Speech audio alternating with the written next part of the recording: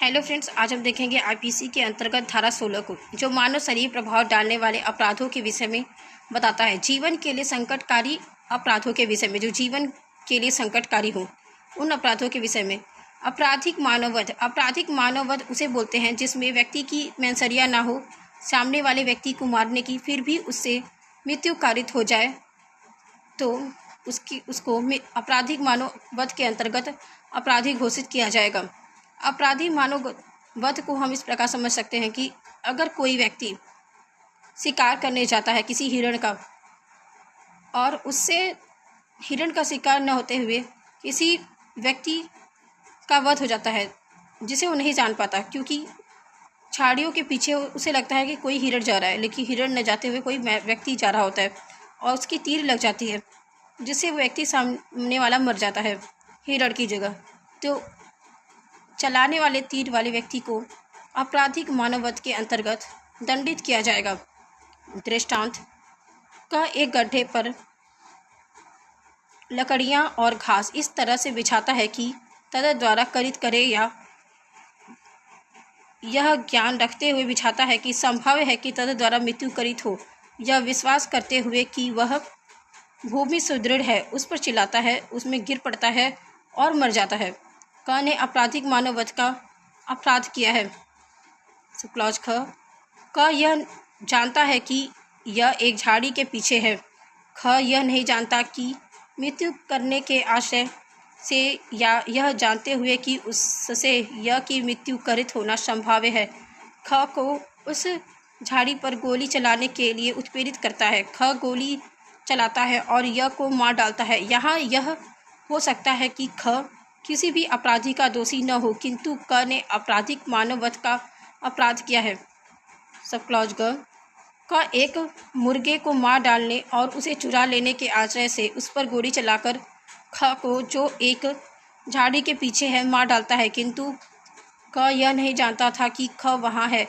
यहाँ अपराधी का विधि विरुद्ध कार्य कर रहा है, तथापि वह आपराधिक मानववध का दोषी नहीं है, क्योंकि उसका आश्रय ख को मार डालने का या कोई ऐसा कार्य करके जिससे मृत्यु करित करना संभाव्य जानता हो, मृत्यु करित करने का नहीं था। स्पष्टीकरण 1 वह व्यक्ति जो किसी दूसरे व्यक्ति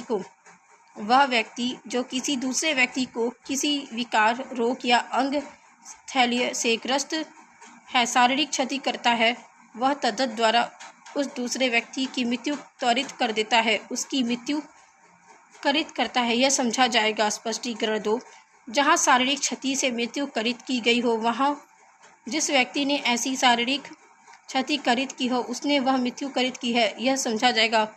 तथापि उचित उपचार और कौशलपूर्ण चिकित्सा करने से वह मृत्यु रोकी जा सकती थी।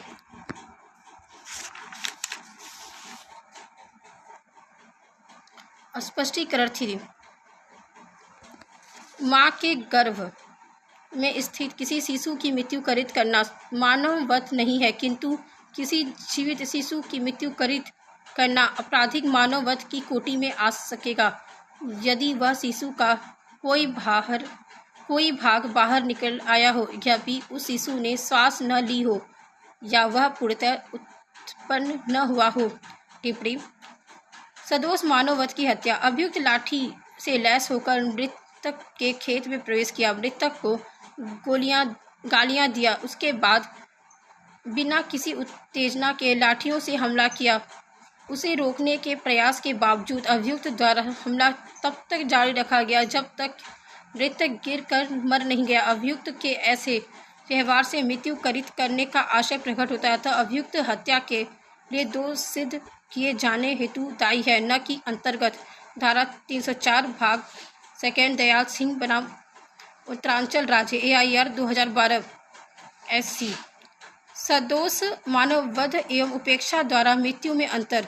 सदोष मानववध को प्रथम उपखंड में मृत्यु करित करने वाले कार्य के रूप में परिभाषित करती है। दूसरा उपखंड ज्ञान के अलग आश्रय को निषेधित करता है, और तीसरा उपखंड आश्रय से अलग ज्ञान को निर्देशित करता है।